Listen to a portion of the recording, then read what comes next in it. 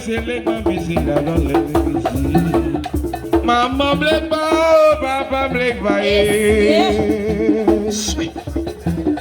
Maman blague pas, oh papa blague pas. C'est pas comme ça, blague pas, ma dit Maman blague pas, papa blague pas. Maman blague pas, papa blague pas. C'est pas comme ça, les gars marcher.